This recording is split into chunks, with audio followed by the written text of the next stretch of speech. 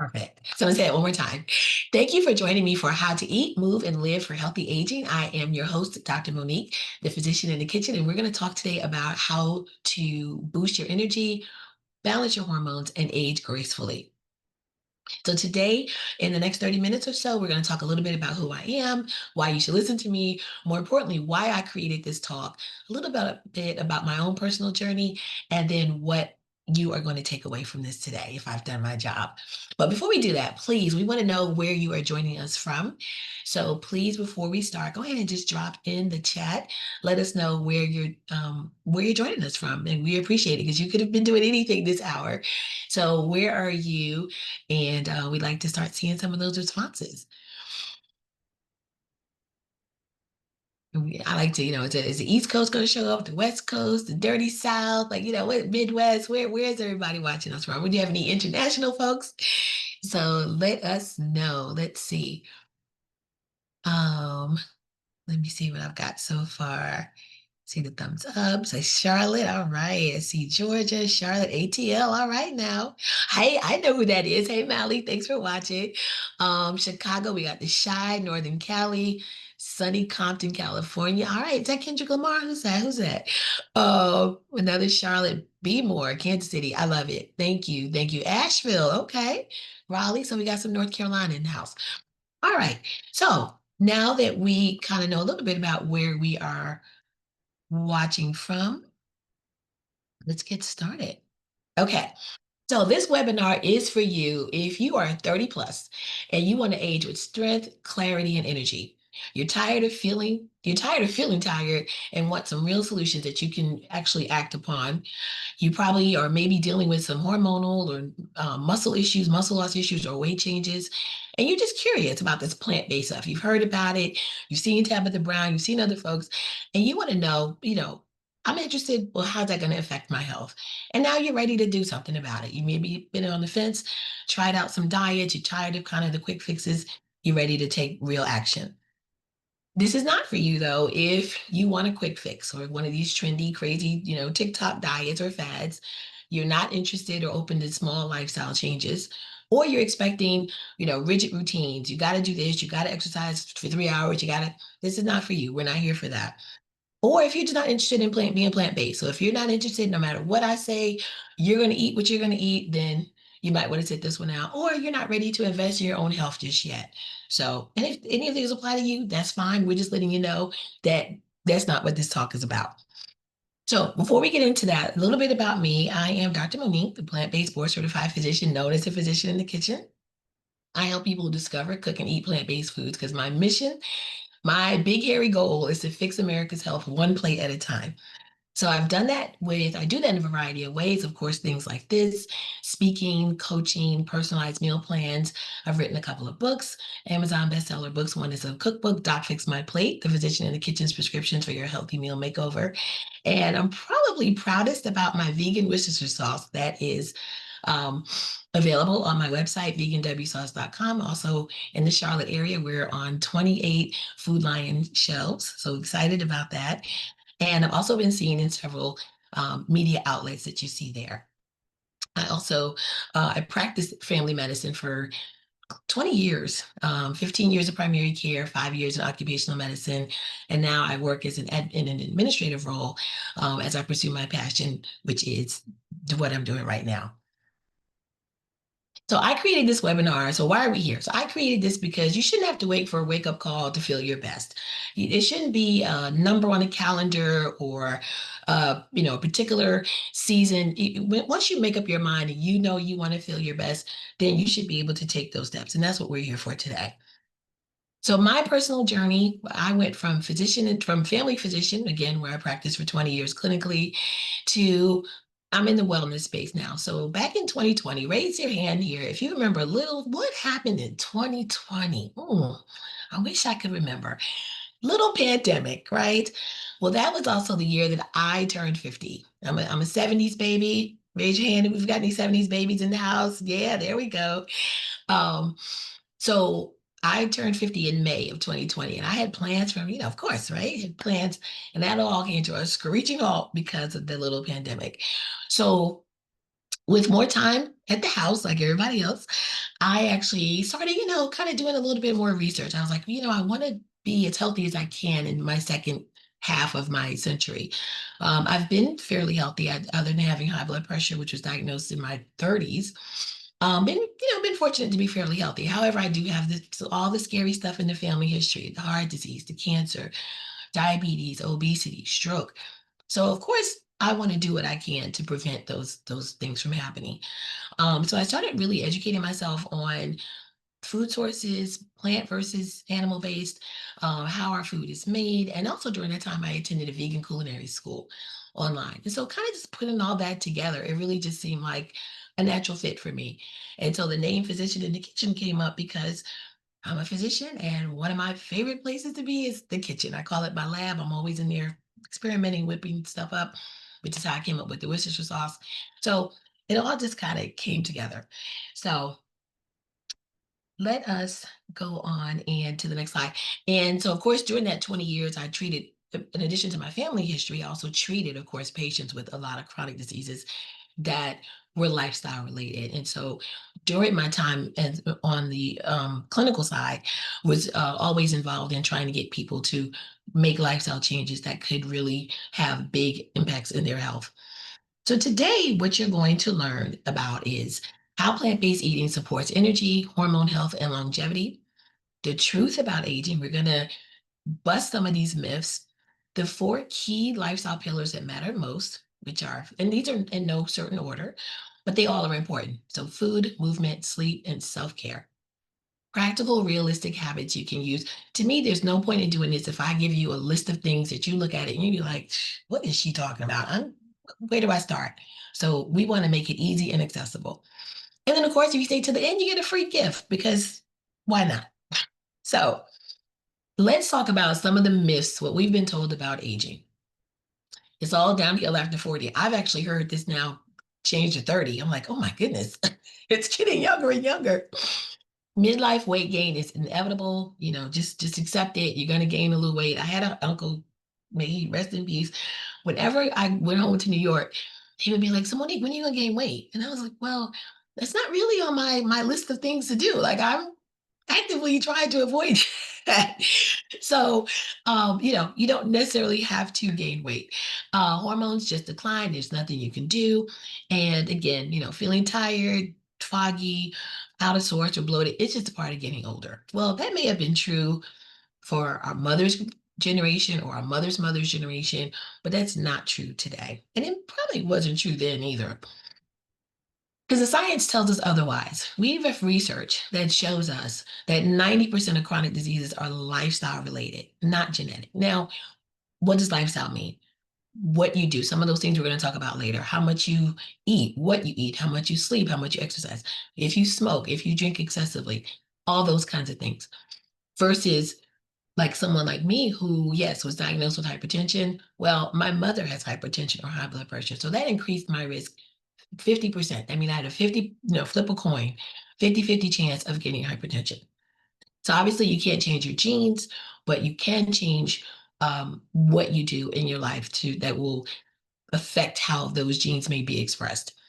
Aging is shaped how you eat, move, and sleep. We just kind of talked about that, and also handling stress, which is super important. Hormonal shifts are normal, but being ill from it or suffering is not. And midlife is a chance to really just rebuild with smarter tools. And again, it doesn't have to be a date on the calendar per se. And this midlife, it's kind of like what is midlife? Because if you think about it, I think the average life expectancy now is, let's say 80. For some populations, of course, it's a little lower. African American males, I think, have the lowest at this point in the 70s, low 70s. But let's just say for easy math, life expectancy is 80. Well, midlife would actually be 40. So we're talking about, so if you're in this talk and you're at least 40, then again, you're in the right place because midlife really is big, can vary based on what the actual life expectancy is. So what are some things that you can do now that, may make a difference? I'm here to tell you, if you hear nothing else tonight, if you take nothing else away, small and steady. there's a proverb, an African proverb that says, and I'm totally butchering it, so don't at me or don't come get me. But basically, the easiest way to eat an elephant is one, or how do you eat an elephant? One bite at a time. If you look at a problem, it's huge and massive and insurmountable. It's very easy to get discouraged and throw your hands up in dismay and walk away. But if you focus on small, easy steps, small bites over time, you can get your goal accomplished. So how does that look? Well, that looks like nourishing your body with whole plant forward meals. Now, let me just take a pause right here. And I will say, yes, I am plant-based. What I wanted to achieve with my health, I felt, again, as I mentioned earlier, doing research, reading books, watching documentaries, just made sense to me to go plant-based. And I wasn't really a big red meat eater anyway, so that wasn't a big stretch for me. If you're someone who wants to eat meat, I'm not here to try to tell you not to do that. I will encourage you, though, to get the best quality meat you can, because all meat is not created equally. And we know that eating a lot of processed meats, for example, bacon, um, deli meats, things like that, cured meats, those are highly processed. Those are, if you're going to eat meat, those should be rarely, if ever. So I just encourage people to eat the best quality food that they have access to. Reduce stress and support your nervous system, right? We are living in some very stressful times for a lot of people. Maybe not everyone, but a lot of us are feeling stress. So what are things that you can do to decrease that, right? To have woosah moments throughout your day and decrease your stress levels. Part of that is prioritizing restorative sleep. How many of us go to bed and wake up with this, right? First thing you do before you barely open your eyes, you're on the phone. We know that the blue light from your TVs, from your screens, TVs, tablets, phones, affect your circadian rhythm, your natural rhythm that your body sleeps. Plus it can just be disruptive. I know when I fall asleep watching my phone and then I wake up and, because I heard something or I'm dreaming something crazy because of what I'm hearing. Am I the only one who does that? Like you start to incorporate in your dreams what you're watching, what you're hearing, because you're not watching it, you're asleep.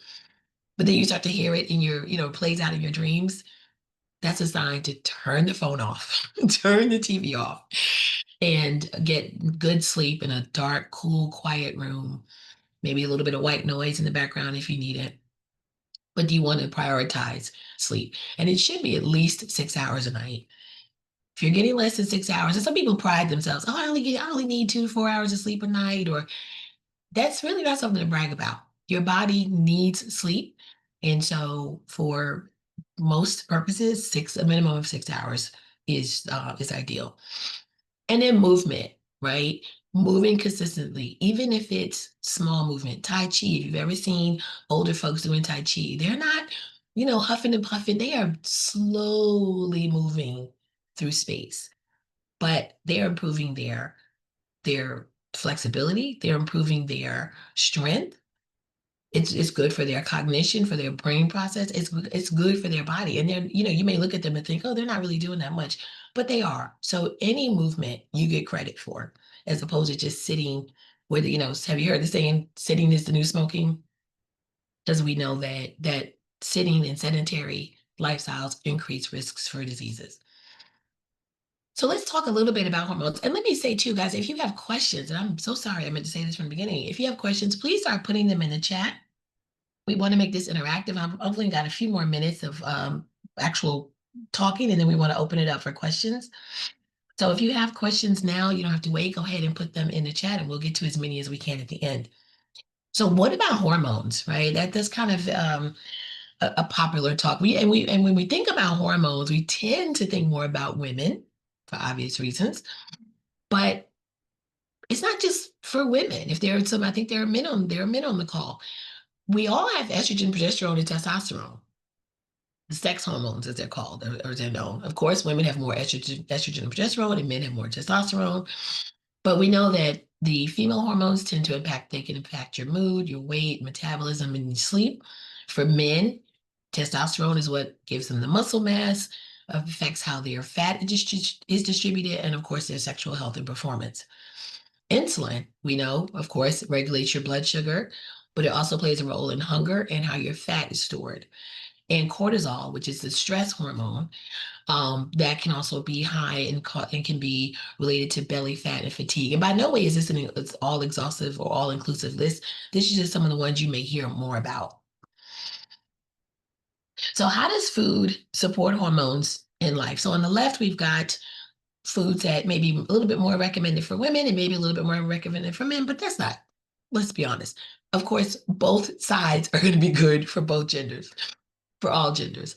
So on the left there, we've got for women, foods that are high in fiber, which does support estrogen balance and gut health.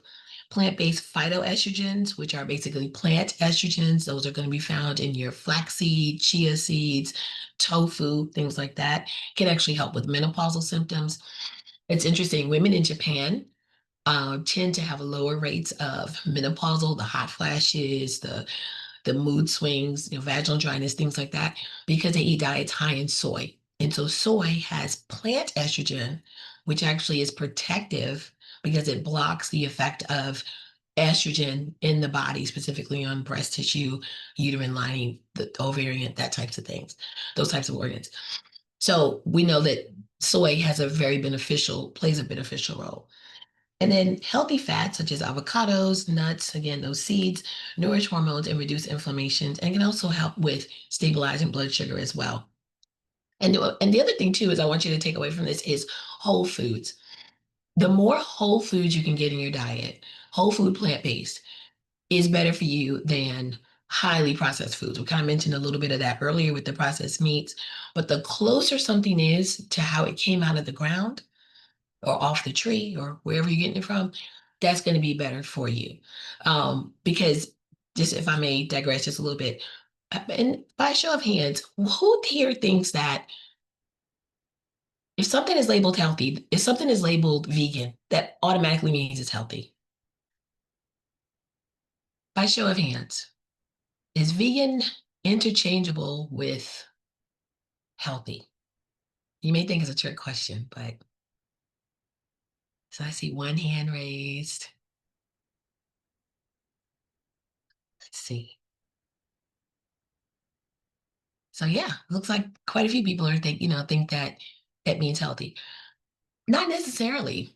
Potato chips are vegan, right? They're made from potatoes.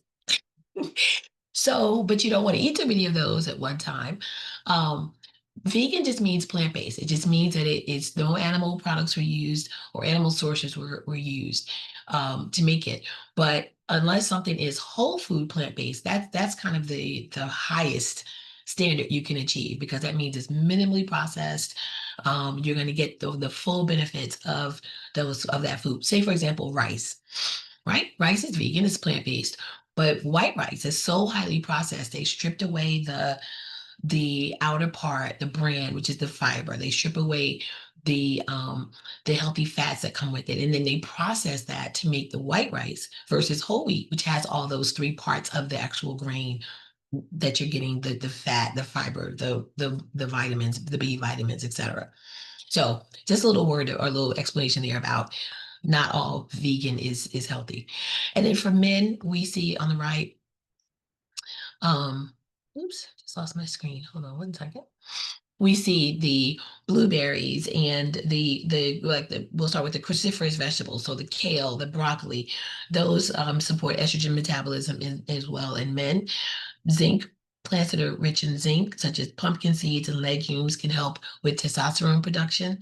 Antioxidants decrease the oxidation. That just means day to day we are exposed to oxidation, which is a process that helps to age us. It helps to increase inflammation. So these foods help to decrease that risk that we get from the radiation from the sun or from smoking or from ultraviolet light, any of those things. And then plant proteins also, such as in tofu, tempeh, things like that, are going to preserve muscle and support metabolic health. So what are some things that you might be doing that you may not even be aware that are sabotaging what you're trying to do? Okay. So these very common habits, if you are doing it, you're not alone. Disrupt energy metabolism and your hormone balance, skipping meals or fasting too aggressively. Now, there is a role for intermittent fasting. If you're wondering about that, there is a role, and that could be a talk for another day. And some people swear by intermittent fasting. And for those of you who may not know, intermittent fasting is basically where you eat all your food within a certain number of hours out of the day. So out of a 24-hour day, you may eat for 8 hours, or not straight, no, not straight, but you eat everything within 8 hours and then you fast for 16. And then there's some people, there's you can fast by day, you may eat every other day, things like that. So some of those though can actually be harmful. So if you're going to be doing any of that, please, please, please consult with your physician. Under eating or fearing healthy carbs. When people say, I don't do carbs, it's like, what did carbs ever do to you? I mean, it's like carbs play a role. We need carbs. They're a natural energy source. And again, if you have certain health conditions such as diabetes and you need to watch and know exactly, then you're going to be doing that under the care of a doctor. But healthy or complex carbs, those are good for most people to eat. Over relying on caffeine or sugar, right? We talked about not getting enough sleep. Well, what do people tend to do? Prop themselves up, right? With that eye opener, that coffee. Don't talk to me till I've had my coffee, right? So over relying on caffeine or sugar because you're not getting the sleep that your body needs. And then not getting enough of just the things you need, the fiber, the protein, the healthy fats, can also wreak havoc on your hormones for reasons we've discussed.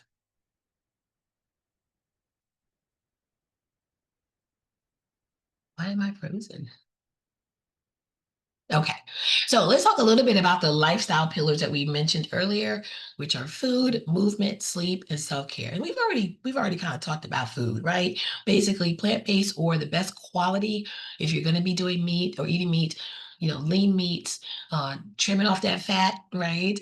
If you're getting seafood, you want farm raised is not advised. You want wild caught. So just things like that, making sure you know that you're getting the best quality of the food that you're eating. Movement. Not saying that you have to go run out and run a marathon 3 times a week. But again, sitting and not getting up, moving throughout the day, whether it's taking your dog for a quick walk or going up and down some steps in your house, or just getting up and going out, let the sun hit your face, for a few minutes each day. Something where you are actually moving your bodies. If you are able to move your body, you should be moving your body every day. Sleep, we've talked about how restorative and how important that is. And then self-care. Now, I am the queen of self-care, and I know I'm not alone. Let me see. And ladies, men, I don't care what you are. Who here practices self-care? Let me see. And put in the chat. What do you do? What is your favorite? What's your self-care? Like the one thing you will not negotiate on for self-care? Drop those in the chat. Let's see.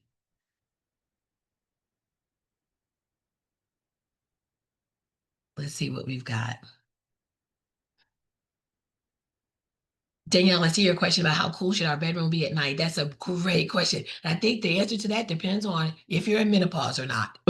But generally speaking, light, the temperature you want it cool because you don't want to wake up if you're prone to having hot flashes or night sweats. You don't want to start off with the warm.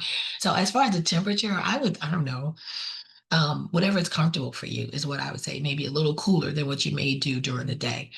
Oats, good or bad for health? Oh, oats are good. I'm not a fan. I don't like the texture, but oats are, again, those complex carbs. Very good for you. Very, very good for you. Help keep you full, help keep your sugar regulated, help with your digestion and elimination. So very good.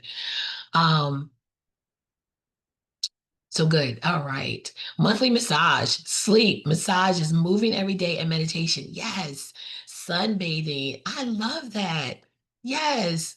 Takara, and I know as a person of color, yes, you can sunbathe, right? We come from people that we are kissed by the sun.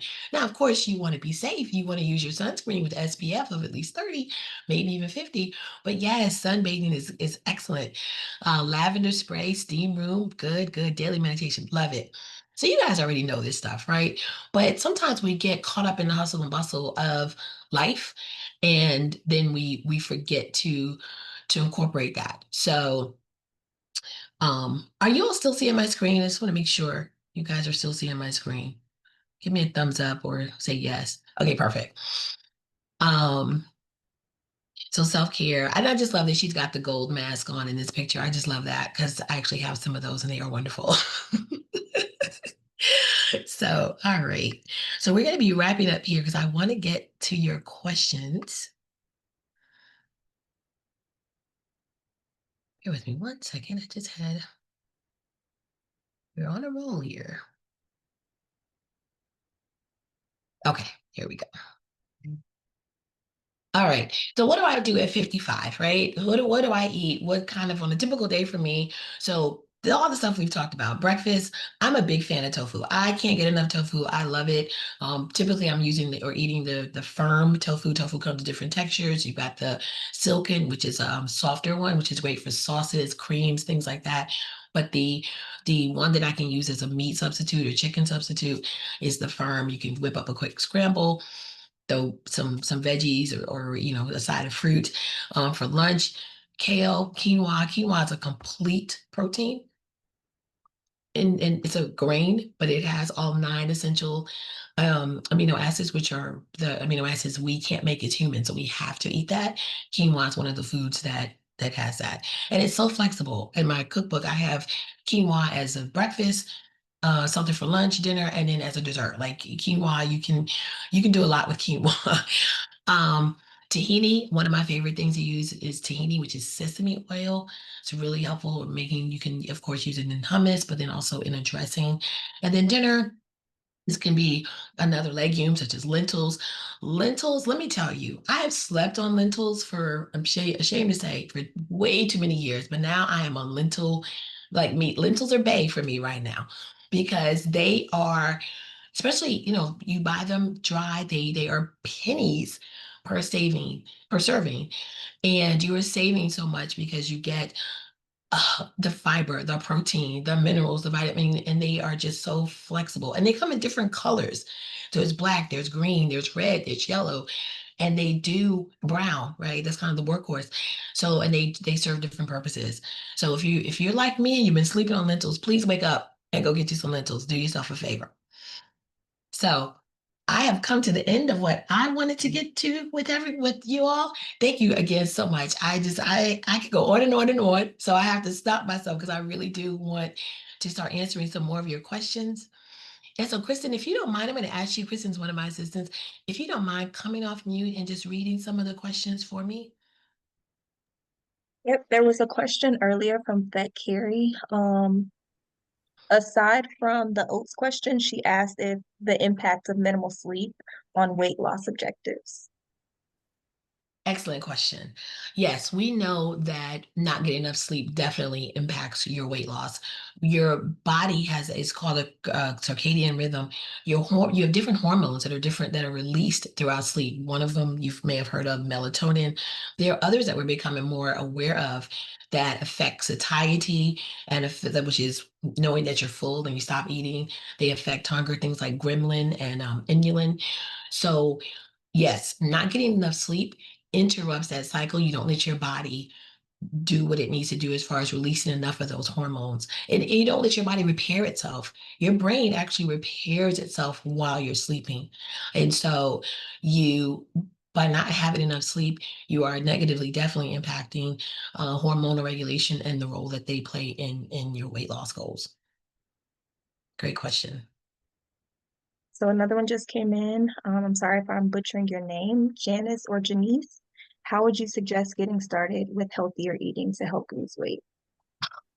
So glad you asked that question. You start where you are. And that may sound simple, but it really is just that. First, I tell people to identify why you want to go plant-based or healthier, eat healthier. You can go to the doctor. The doctor can tell you all day, every day, you need to do this, you need to do that. Your numbers, I'm looking at your numbers are this. But until you really buy in and identify why it's important for you, you're not as likely to be as successful, right? But if you know, oh, I've got this family history, everybody ends up on insulin, people are, dying young from heart attacks. Until I want to see my grandbabies grow up, until you identify your why, you may have a challenge there. You also want to have the right mindset going into this, which is Okay, now I've identified there's a problem or something I want to improve on. Let's say it that way. Here are the steps I want to take. I may have setbacks. I may not always reach the goal, but I'm not gonna, beat myself about it. I'm gonna show myself grace because I know that this is a marathon and not a sprint. So kind of positive mindset, positive affirmations, talking nicely to yourself, right? That's all part of it too. And then I think once you've done that, meatless Mondays, say for example. But that doesn't mean it has to be that whole day you eat something plant-based. What if it's just one meal? Right? What if you just have for dinner, you're going to, push the meat to the side or, and eat more plant-based. The other thing that can help with that too is being more mindful as far as meal planning, meal prepping. So you're less likely to overeat or binge or just, don't go to the grocery store when you're hungry. Um, all those little things, and then have a roadmap, have a meal plan, have an idea. And it doesn't have to be super fancy, super elaborate, but just say, okay, I know this week, setting a SMART goal, right? Where it's specific, it's measurable, it's attainable, it's relevant, and it's time sensitive. So you can say, I want to eat two plant-based meals this week, right? And then when you accomplish that goal, you can then add on and go from there.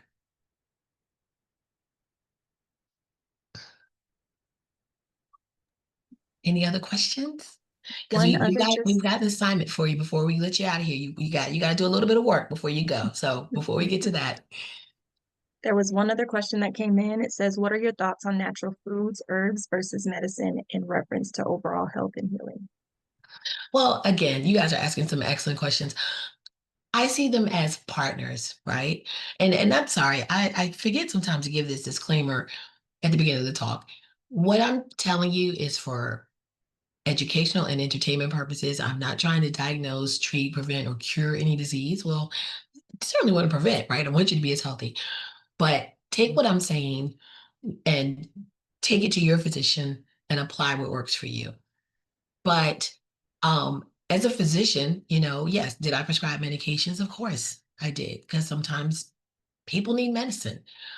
But as a family physician, I really, really, really loved the preventative part of it. What can we do so that you don't need this? And if you do need something, are there changes you can make? It still may not be too late. Are there changes you can make where you can come off this? I'll tell a quick story. I had a gentleman come in and for all the world looked like a diabetic, right? He was peeing a lot. He had the classic symptoms of type 2, which is the adult onset. He was thirsty. He was peeing a lot. His vision was blurry. And the thing about him, his symptoms had really kind of just started. Often with diabetics, there's symptoms, you talk to them, their symptoms have really been going on for quite some time. They've either been minimizing it or just pushing it, aside. But they've often been having symptoms for months to years. This guy was unique because his symptoms were really like almost within like a couple of weeks. And so one of the things I did was I took a diet history, right? Well, what are you eating? What are you drinking? This man was drinking, I want to say he was drinking liters of soda, like daily. I was like, oh my God, sir, no. So I told him this. I said, look, so we did the blood work. Of course, your sugar was high. I said, but look, let's do this. Just stop. How about we just stop the soda before I commit you to I did end up putting him on some insulin just because his symptoms were so bad, like he wasn't able to sleep because he was getting up peeing and all that. So we did do some insulin just in the short term. But I was like, you need to stop. Let's just, come back in a week, either go cold turkey or wean yourself back. But you're not supposed to be drinking liters of soda per day. Sure enough, he did it and the symptoms resolved. And guess what? He came off the insulin. So that was a very stark example of how we were able to use medicine and lifestyle together so quickly for an outcome. But yeah, I think they definitely go hand in hand. And then, the more you fix your plate, I always talk about fixing your plate, right? The play on words, fix it, of course, is prepare it, but also what can you do to correct your plate? That goes a long way to how your body shows up. And one more did come in, Dr. Monique. But before I get to that, Bet did just ask if you could go back to the four pillar slide. Yeah. Um, but iPhone Dora asked, Mediterranean diet, what do you think about this plan? I think the Mediterranean diet and the DASH diet, both of those they're great. I mean, they are um plant large. They do include meat. They're plant-based, but they do include meat. And for those who may not be aware, Mediterranean diet, and I'm blanking on the exact number of components, but it's basically um like they eat olives and grains and fish, and there's no processed food, very little sugar. There's wine, right? So red wine we know has some benefits. So, and if you look at that, that's a similar diet of what people eat in the blue zones. If you've heard any, is anyone here familiar with the blue zones? There's about, I think, seven that have been identified throughout the world where people live into their 90s and 100s, and they have their, I mean, they are amazing, right? They are spry, they are not demented, they're not on 25 medications. And a lot of it is due to their diet, but also their lifestyle, because they're doing these things. They're sleeping, they're exercising, they're meditating. So the Mediterranean diet does play a role there. And then the DASH diet that I mentioned is the dietary approach to stopping hypertension. Similar, but really focused on potassium-rich foods, low sodium foods to decrease the risk of hypertension. That was All all of the right. questions. So if there are no more questions, we're going to go ahead and move to we need your help. So if you've enjoyed what you've heard so far, please put a yes in the chat. Let me just make sure I didn't skip a slide. Yeah, here we go. So if you enjoyed what you've heard so far, please drop a yes or do a thumbs up in the chat. Let me know if this was of value to you. Let's see. Yes, thumbs up. All right. I'll ask her to go back when we're providing. Okay, Mediterranean. Yep. Okay. So, if you have enjoyed this, if this was valuable to you, then we need your help. So, the youngins don't get to have all the fun, right? We've got the Beehive and the what is Taylor Swift? The Swifties. They got their little names, right? The hot girls for Megan Thee Stallion. I say, why don't we come up with our own name? If you want to keep this going, if you want to be part of the community, we'd love to have you. But we need a name. We need a cool name. So we're going to ask for a poll. And these are the ones we came up with. So we just want to ask you to put in the chat which one you are voting for. Do we want to be known as the Glow Getters? And we wanted something that was all inclusive. So this is not just for women, because men want to be fabulous too, and we want them to be, right? So so this is not gender specific. This is just what speaks to your spirit. Should we be known as the Glow Getters, the Sprout Society, the Still Got It Squad, or the Timeless Tribe? We need some Jeopardy music. We need something to count down. So put in I see some Timeless Tribe is coming through strong. Okay. Timeless Tribe. Timeless Tribe is out to the races. Okay. The TTs. I love it. The Glow Getters. Yes, because you all want that dewy, youthful glow. Oh gosh. So what we will do is we will poll, we will collect this, and we're gonna follow up with an email. So for people who can attend, we want them to vote too. So we're not gonna reveal the name tonight. So nail biter, right? Suspense, drama. I'm here for it all. So we will check your inbox, and we're gonna be if you didn't get to vote tonight, we will be sending this out, and we want to get, because we have more people that registered, so we want to make sure they get a chance to vote as well. But in the meantime, you can go ahead, and if you scan this QR code, this will take you to my Facebook group.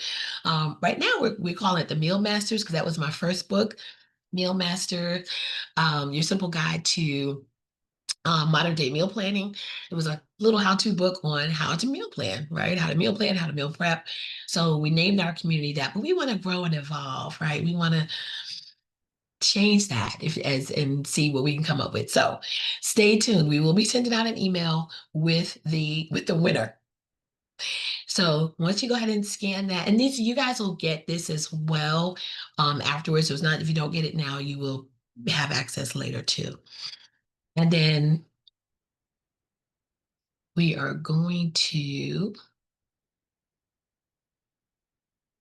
So if you want to continue this, again, we'd love to have you in the community, but we also have a course we have created for you called the Thrive for Life course. So it is 8 science-based, because yes, I'm a doctor, and yes, I do science. So science-backed modules with easy to follow video lessons, downloadable guides, recipes, and tools, and again, practical tips that you can do in real life. A plant-forward approach. So yes, what is it? Spoiler alert, I'm going to be talking about plants and support and guidance from me around the way. So stay tuned. If you scan this, you can get added to our wait list. And then when that is released, you will be the first to know. I'll leave that up there for a few seconds.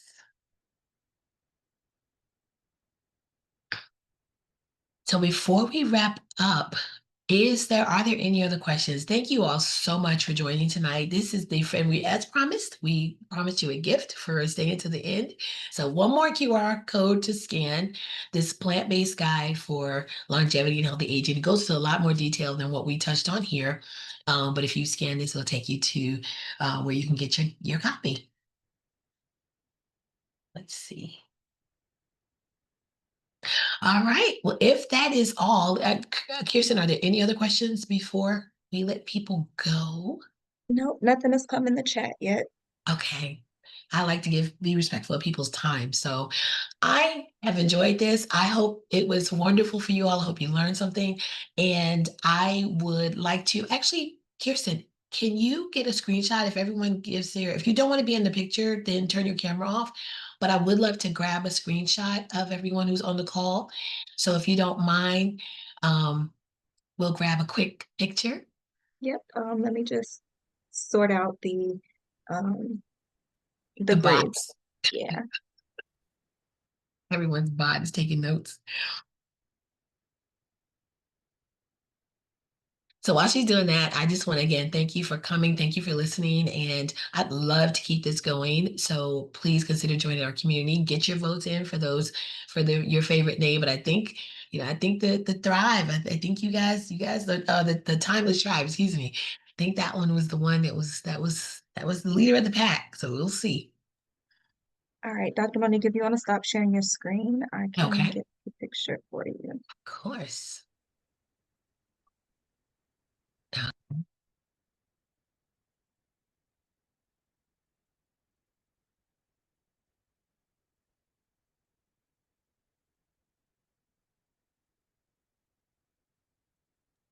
All right, I got it. Right, awesome. And be sure to follow me at Physician in the Kitchen. You can always email or message us there, or just you can message us there. And then once you we'll get you added to the email list, and then you get we just send out a newsletter and tips and tricks, recipes, and the guide, the free gift has actually 5 recipes for you as well. So I hope you enjoy those. They are delicious, so you'll have to try them. All right, everyone. Good night. Thank you so much for joining.